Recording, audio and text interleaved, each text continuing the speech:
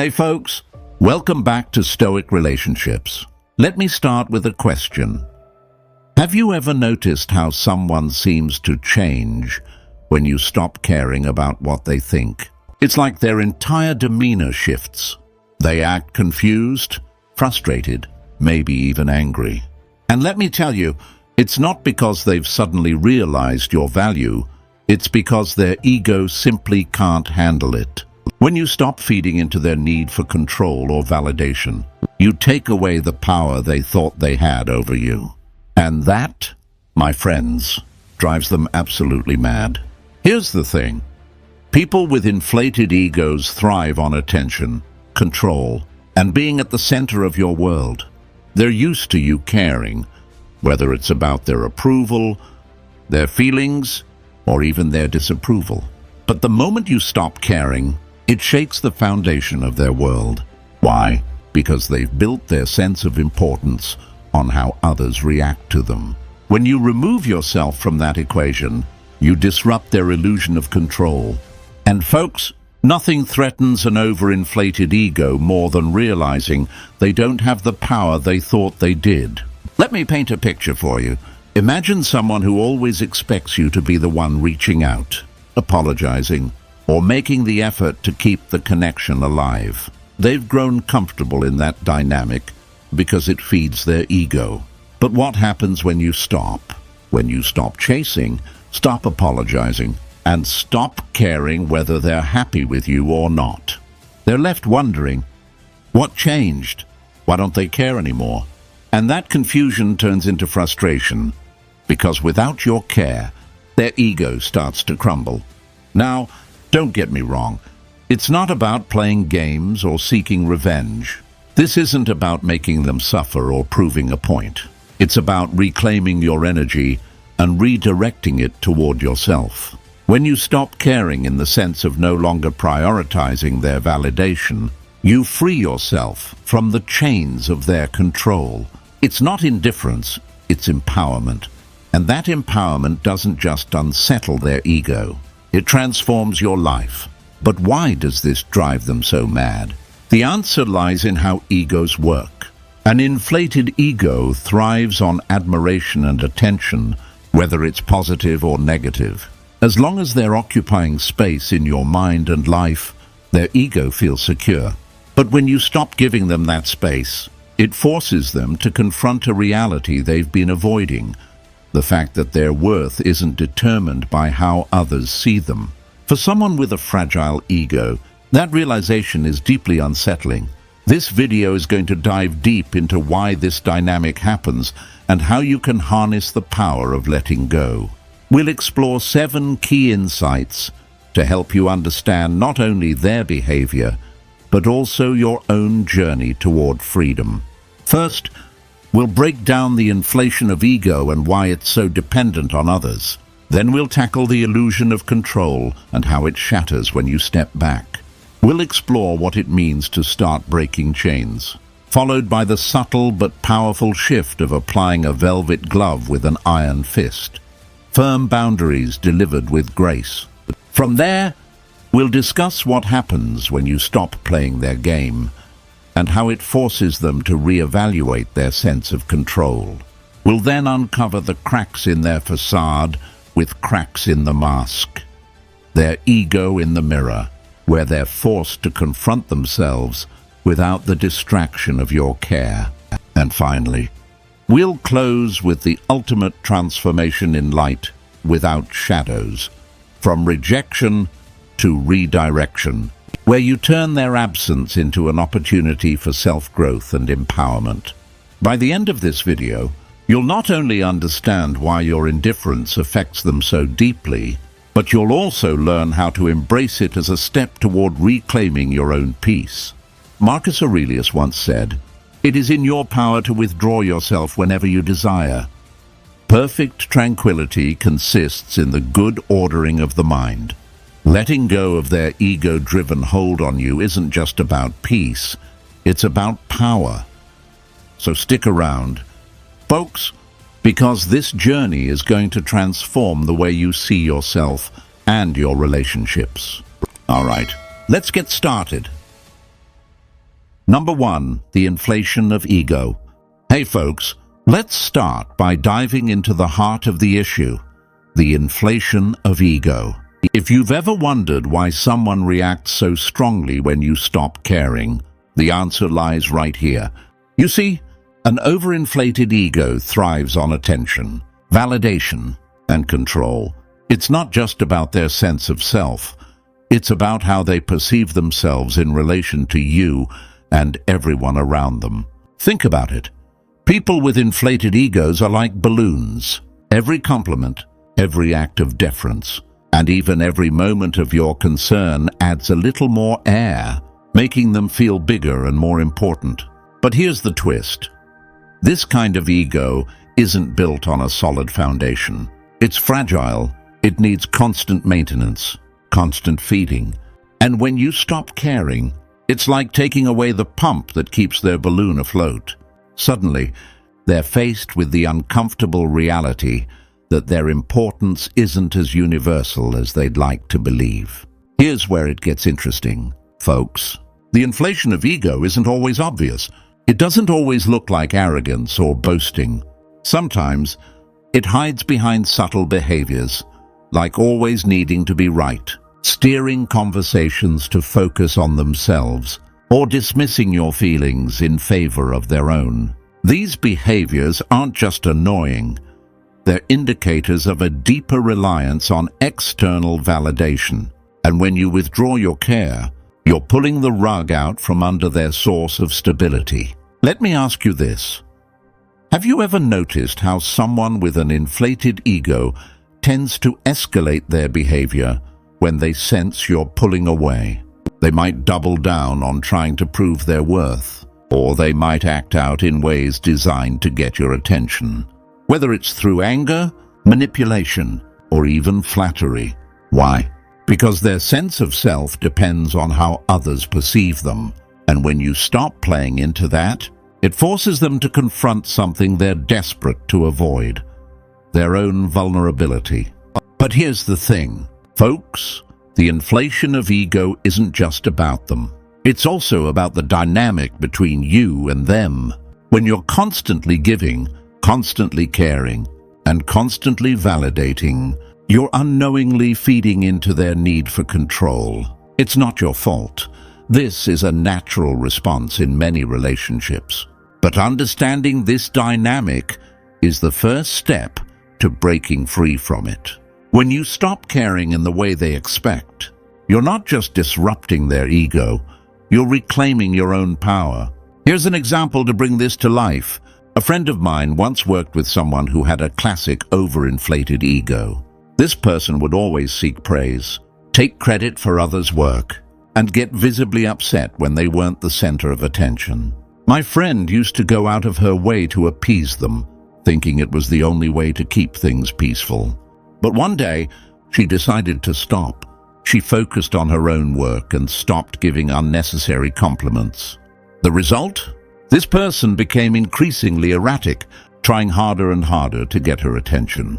It was only then that she realized how much of their behavior was tied to their fragile ego, and how powerful it was to stop feeding it. So, how does this relate to you? When you recognize the role of ego inflation in someone's reaction to your indifference, you can approach the situation with clarity and confidence. Instead of feeling guilty for stepping back, you can see it for what it is, a necessary shift in the balance of power. You're not responsible for maintaining their sense of importance, especially at the cost of your own peace. And here's a little Stoic wisdom to ground you. Marcus Aurelius once said, "It never ceases to amaze me. We all love ourselves more than other people, but care more about their opinion than our own." The inflated ego thrives on this contradiction. But you don't have to. By focusing on what truly matters, your own sense of self-worth, you not only free yourself from their control, but you also create space for healthier, more balanced relationships. If this resonates with you, write, "I choose my peace," in the comments to affirm your commitment to prioritizing yourself over someone else's ego. And folks, Don't forget, this is just the beginning. There's so much more to unpack, so stick around for the next insight. Let's keep going.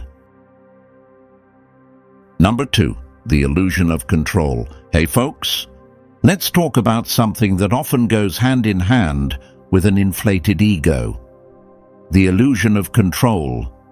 When you stop caring, what really drives them mad is the realization that their perceived control over you was just that, an illusion. It's like pulling back the curtain on a magic trick. Suddenly, they're forced to confront the fact that they never truly held the power they thought they had. You see, people who thrive on control are experts at creating this illusion. They might not say it outright, but their actions often suggest, I can influence how you feel, how you act, and how you see yourself. It could be subtle, like withholding affection to make you crave their approval, or overt, like manipulating situations to ensure things always go their way. But here's the truth. No one can control you unless you allow it. The moment you stop engaging, their so-called control evaporates, and that's a hard pill for them to swallow. Let me ask you this. Have you ever noticed how someone starts to panic when they realize they're losing their grip on you? It's almost like watching a stage performer whose props have been taken away. They might try to guilt trip you, provoke you, or even shower you with attention to reassert their control. These aren't acts of love or care. They're desperate attempts to maintain the illusion. And folks, once you recognize this for what it is, you can start breaking free from it. Here's where Stoic philosophy can help. Epictetus reminds us, some things are in our control and others are not. The illusion of control thrives on blurring this line. They want you to believe that their approval, their opinions, and their actions determine your worth. But the truth is, your emotions, your choices, and your peace of mind are always within your control. When you stop reacting to their provocations, you're reclaiming that power and breaking the illusion they've worked so hard to maintain. Let me share an example. A friend of mine used to be in a relationship where her partner would control every little detail of their lives. What they ate, who they spent time with, even how she dressed. At first, she went along with it because she thought it showed he cared. But over time, she realized that his care was really about control. When she started making her own decisions, his behavior escalated. He became irritable and manipulative, trying to pull her back under his influence. But instead of reacting, she stayed firm. The more she focused on her own choices and stopped seeking his approval, the more the illusion of his control fell apart. Today, she describes that experience as the moment she found her true freedom. Now, folks, breaking free from this illusion doesn't mean there won't be resistance. People who rely on control don't give it up easily, but the key is to remain grounded. When they push, don't push back, just stand firm. When they provoke, don't react, just observe. Their power lies in your response, and when you withhold that response, you take their power away. Another important step is to set boundaries. Boundaries are your way of saying, this is where my control begins, and yours ends. They might test those boundaries, but every time you enforce them, you're reinforcing the reality that they don't control you. And folks, the more you practice this, the stronger and more confident you become. Finally, let's talk about how the illusion of control often extends beyond relationships. It can show up at work, in friendships, or even within ourselves. Sometimes, we give others power over us because it feels easier than taking responsibility for our own choices. But here's the truth. You're stronger than you think.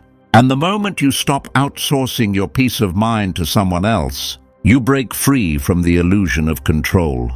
Not just theirs, but your own belief that you need them to feel whole. If this resonates with you, write, "I control my peace," in the comments to affirm your commitment to reclaiming your power.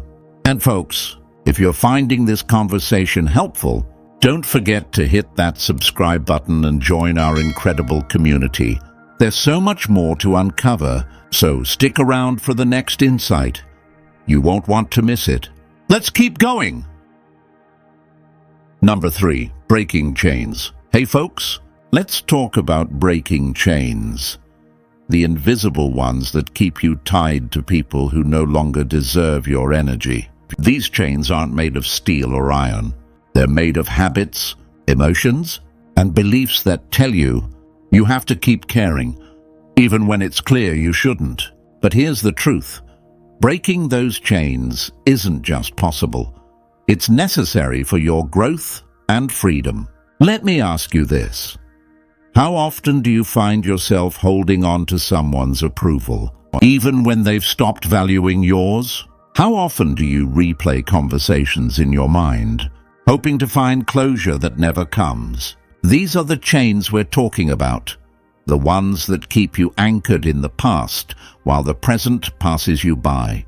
And folks, the first step to breaking them is recognizing they exist. One of the strongest chains we deal with is the belief that letting go is the same as giving up. It's not. Letting go doesn't mean you're weak or that you didn't care. It means you've decided that your peace of mind is more important than holding on to someone who's only taking from you. And when you make that decision, it's like stepping out of a cage you didn't even realize you were in. Here's where Stoic philosophy can guide us. Epictetus said, "We suffer not from the events in our lives, but from our judgment about them." These chains often come from our judgments. The belief that if we stop caring, we're somehow failing or losing. But when you shift your perspective and see letting go as an act of strength, those chains start to loosen. It's about realizing that you don't need someone else's validation to feel whole. You're already complete. Breaking chains also means breaking habits. For example, if you're used to constantly checking your phone to see if they've reached out, that's a chain. If you're always the one initiating contact or apologizing to keep the peace, that's another chain. These habits reinforce the idea that your happiness depends on their response. But folks, happiness isn't something you find in someone else. It's something you create within yourself. Let me share a quick story. A friend of mine used to be in a relationship where she felt like she was always walking on eggshells. She cared deeply about her partner's opinion and constantly adjusted her behavior to keep him happy. When the relationship ended, she realized she was still carrying those chains, still seeking his approval in her mind, even though he was no longer in her life. It wasn't until she started focusing on her own needs, setting boundaries, and practicing self-compassion that she truly broke free. Today, she describes it as one of the most empowering moments of her life. Now, breaking chains doesn't happen overnight. It's a process that starts with small, intentional steps. Begin by identifying what's keeping you tied to them. Is it a fear of being alone, a need for closure, or maybe the hope that they'll change? Once you name the chain, you can start loosening it. Replace old habits with new ones. Journaling instead of overthinking. Reaching out to friends instead of reaching out to them. Focusing on hobbies that bring you joy. And folks, don't underestimate the power of boundaries. Setting boundaries isn't about punishing the other person. It's about protecting your peace. It's about saying, "This is what I will and won't allow in my life." Boundaries are like the bolt cutters that help you break those chains, one link at a time. Finally, remember that breaking chains is about creating space. Space for peace, growth, and new opportunities. When you let go of what's weighing you down, you make room for what lifts you up. And that's where the real magic happens. If this resonates with you, write "I choose freedom" in the comments to affirm your commitment to breaking free from what no longer serves you. And folks, if you're finding this conversation helpful, don't forget to hit that subscribe button and join our incredible community. There's so much more to explore, and the next insight will take you even further. Let's keep going. Number 4, velvet glove, iron fist. Hey folks, let's dive into a powerful concept. Velvet glove, iron fist. It's a phrase that perfectly describes the balance between grace and strength, especially when dealing with people who thrive on control or manipulation. The velvet glove represents kindness, diplomacy, and calmness, while the iron fist is your unwavering strength and boundaries. Together, they form a strategy that allows you to maintain your dignity while standing firm in your power. Here's the thing, when you stop caring, it's not about becoming cold or harsh. It's about being firm without losing your composure. Some people will try to test your limits, hoping you'll break and fall back into old patterns of chasing their approval. But when you wear a velvet glove over your iron fist, you show them that while you're calm and kind, you're also unshakable. And that, my friends, is a combination they can't handle. Let me ask you this. Have you ever been in a situation where someone mistook your kindness for weakness? They assumed that because you were patient, forgiving, or understanding, they could push your boundaries without consequences. That's where the iron fist comes in. It's about showing them, without drama or aggression, that your kindness is a choice, not an invitation to be taken advantage of. One of the most effective ways to embody the velvet glove and iron fist is through clear, consistent boundaries. For example, if someone constantly disrespects your time by showing up late or canceling plans last minute, you don't have to lash out. Instead, calmly let them know their behavior isn't acceptable and that you won't tolerate it moving forward. Your tone is the velvet glove, polite and composed, but your stance is the iron fist, firm and non-negotiable. Here's a real-life example. A friend of mine used to work with a colleague who was incredibly demanding and often crossed professional boundaries.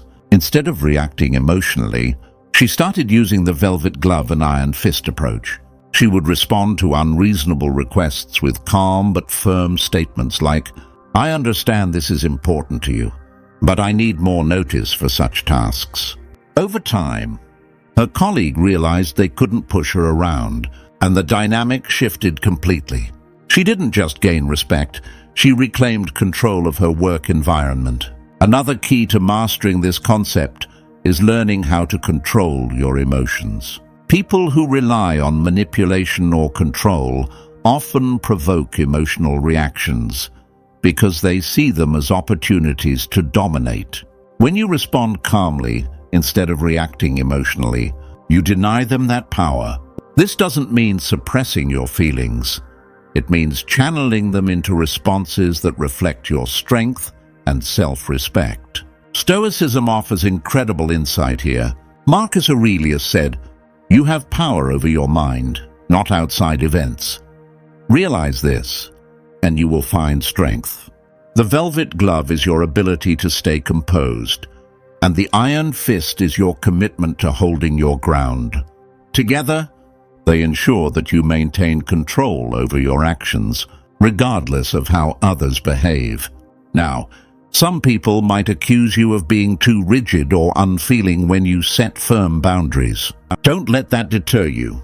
The velvet glove ensures that your approach is respectful, but the iron fist reminds you that your well-being comes first.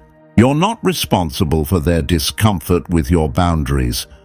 That's their ego reacting to a shift in power.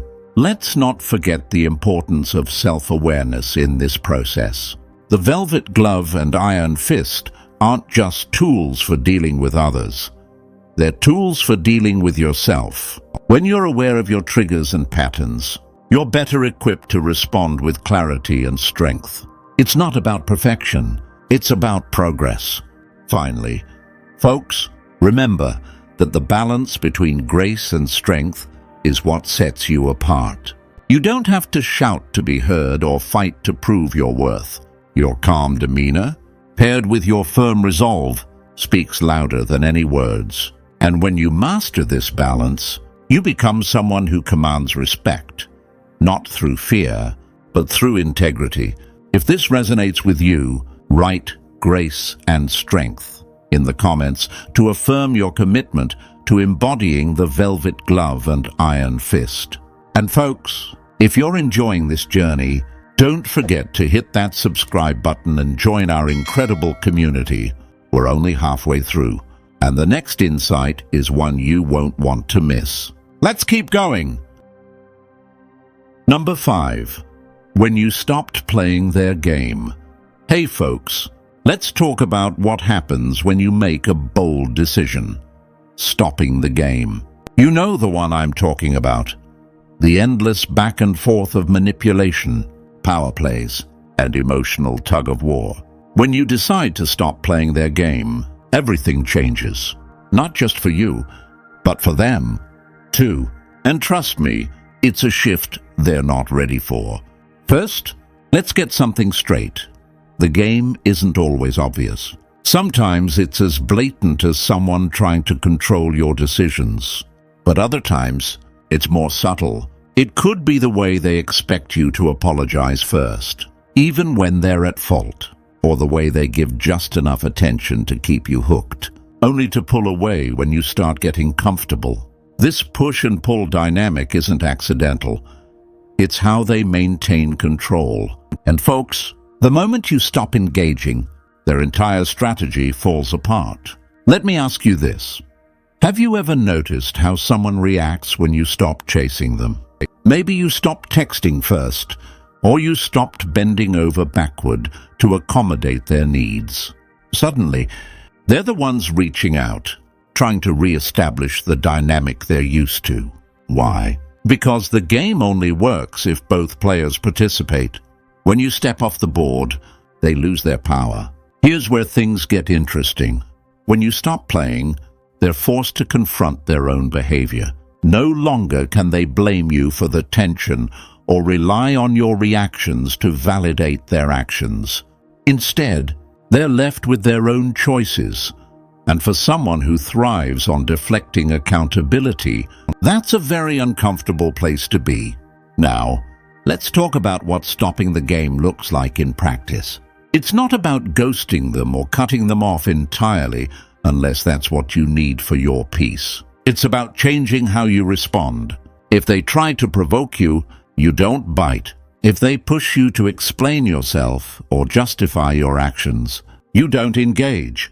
Your silence, or your calm and measured response, is more powerful than any argument you could make. Why? Because it shows that you're no longer invested in the dynamic they're trying to create. Here's a quick story to illustrate this. A friend of mine was in a friendship where the other person constantly played games, ignoring her messages to make her feel unimportant, then suddenly acting overly affectionate when they needed something.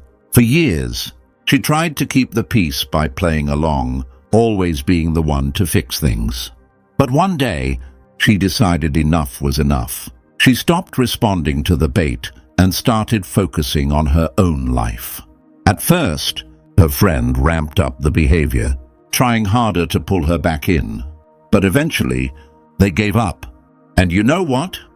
My friend felt lighter, freer, and more in control than ever before. When you stop playing the game, you also reclaim your energy. Think about how much time and mental space these dynamics take up, replaying conversations, overanalyzing their actions, or stressing about how to respond.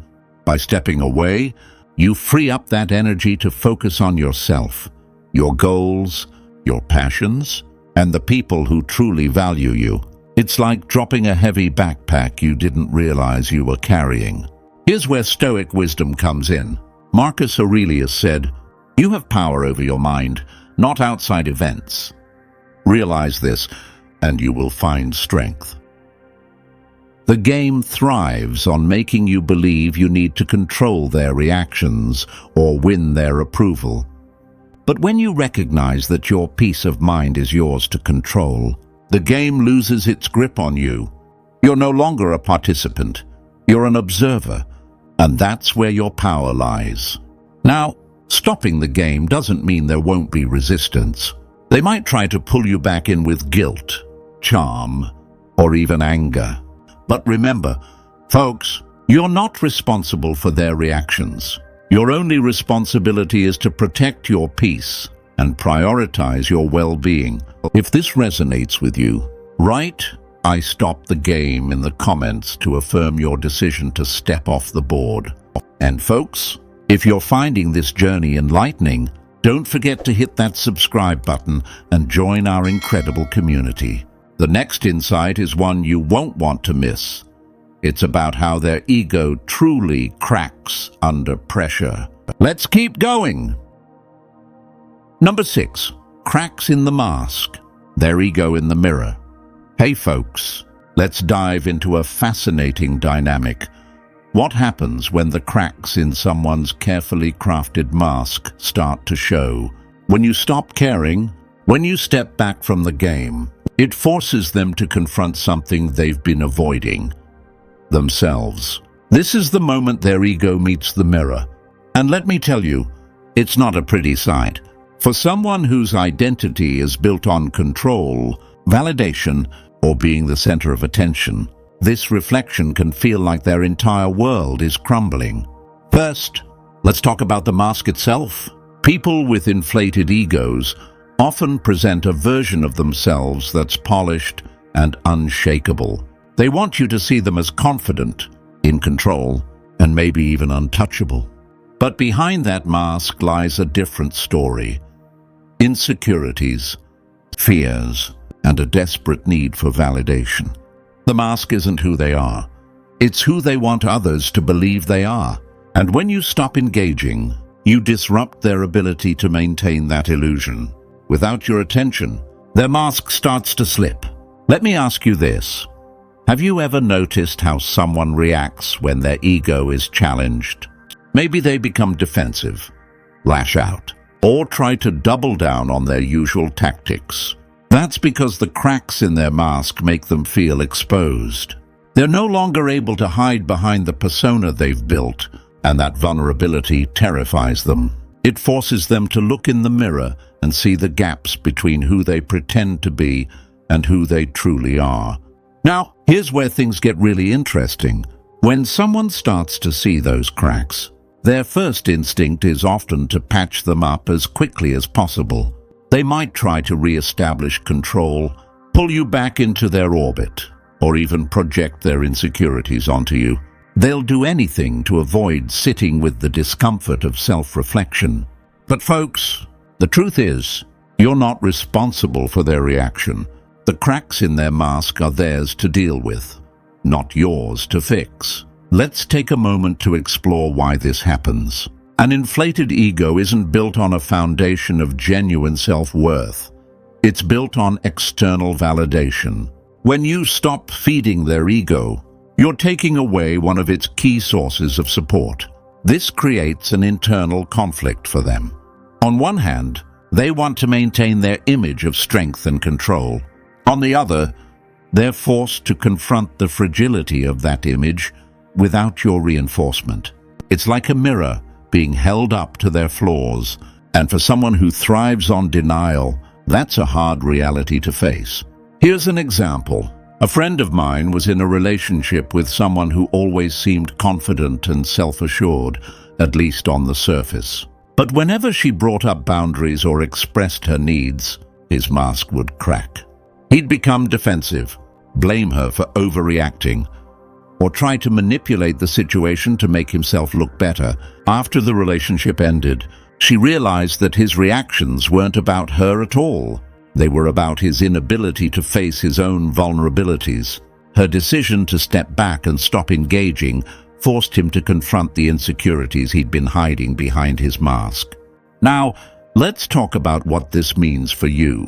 When you see someone's mask begin to crack, it's not your job to fix it or hold it together. It's your opportunity to step back and focus on yourself. Their ego in the mirror is a reflection of their own issues, not your worth or responsibility.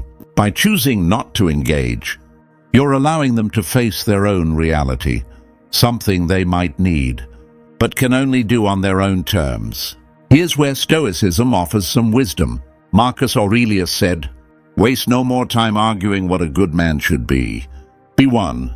In this context, it's a reminder to focus on your own growth and integrity rather than getting caught up in someone else's struggle. The cracks in their mask might be dramatic, but they're not your burden to carry. Your responsibility is to stay true to yourself and prioritize your peace. Finally, folks, remember that when their ego cracks, it's not a sign of your failure, it's a sign of your strength. By stepping back and refusing to engage, you've taken control of your own narrative. You've chosen authenticity over illusion, and that's a power no one can take away. If this resonates with you, write "I see clearly" in the comments to affirm your commitment to recognizing the cracks in the mask without taking on the responsibility to fix them. And folks, if you're enjoying this journey, hit that subscribe button and join our incredible community. There's one final insight coming up that ties everything together. And trust me, you won't want to miss it. Let's keep going. Number 7. Light without shadows. From rejection to redirection. Hey folks, let's bring it all together by exploring one of the most empowering shifts you can make. Transforming rejection into redirection. When someone rejects you, whether through silence, indifference, or outright dismissal, it can feel like a dark shadow hanging over you. But here's the truth. Rejection isn't the end. It's a redirection towards something brighter, something better. It's light without shadows, guiding you toward growth, clarity, and peace. Rejection often feels personal, doesn't it? It stirs up doubts and questions like, what did I do wrong? Or why wasn't I enough? But let me tell you something, folks. Rejection is rarely about you. It's a reflection of their priorities, their values, or sometimes their inability to appreciate what you bring to the table. Instead of letting it define your worth, try to see it for what it is. A door closing so another, better one can open. Think about this. Have you ever looked back at a time when you were rejected by a person, a job, or even a situation, and realized it was the best thing that could have happened to you? Maybe it freed you from a toxic relationship, pushed you toward an unexpected opportunity, or taught you something valuable about yourself. That's the power of redirection. It takes what feels like a loss and turns it into a stepping stone towards something greater. Here's an example from a friend of mine. She was deeply invested in a relationship where she felt she was always giving and never receiving. One day, her partner abruptly ended things, leaving her devastated. But as she worked through the pain, she began to see the breakup as a gift. It gave her the freedom to explore her passions, reconnect with herself, and eventually meet someone who truly valued her. What once felt like rejection became the redirection she needed to find a life that aligned with her values. Now, let's shift the focus to how you can turn rejection into redirection. The first step is to reframe your perspective. Instead of seeing rejection as failure, see it as feedback. What can you learn from this experience? Maybe it's a chance to reflect on what you want and deserve. Maybe it's a reminder to set stronger boundaries or prioritize your own needs. Every rejection carries a lesson, and when you find that lesson, you transform the experience into something meaningful. Stoicism teaches us to embrace change and let go of what's beyond our control. Epictetus said, "Don't demand that things happen as you wish, but wish that they happen as they do, and you will go on well." Rejection is one of those things we can't control, but we can control how we respond to it. By accepting it and redirecting our focus, we reclaim our power and open ourselves to new possibilities. Let me ask you this. What if rejection is actually protection? What if the thing you're being steered away from wasn't meant for you, Not because you're not enough, but because it doesn't align with the path you're meant to walk. When you stop seeing rejection as a roadblock and start seeing it as a detour, everything changes. It becomes a reminder that life has something better in store for you, even if you can't see it yet. Another powerful way to embrace redirection is through gratitude. It might sound counterintuitive to be thankful for rejection, but hear me out. When you practice gratitude for the lessons rejection brings, you shift your mindset from loss to growth. You start to see the opportunities that lie beyond the closed door. Gratitude doesn't erase the pain, but it gives you the strength to move forward with hope and resilience. And folks, don't forget the importance of self-compassion. Rejection can be a blow to your confidence, but it's also an opportunity to practice kindness toward yourself. Remind yourself that you're human, that it's okay to feel hurt, and that this moment doesn't define you. Treat yourself with the same care and understanding you'd offer a friend, and you'll find it easier to navigate the journey from rejection to redirection. Finally, let's talk about the light at the end of the tunnel. When you embrace redirection, you start to see possibilities where you once saw limitations. You realize that the shadow of rejection was never meant to hold you back. It was there to guide you toward the light.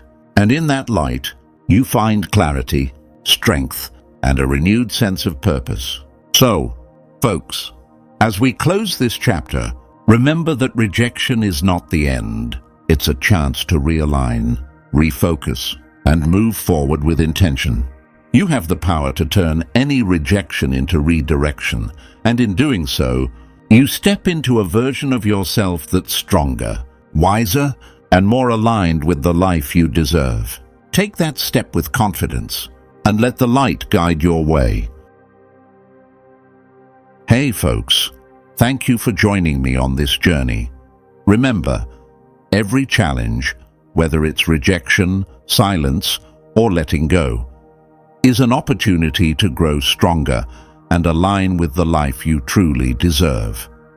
If this video resonated with you, don't forget to hit that like button, subscribe to Stoic Relationships, and share your thoughts in the comments.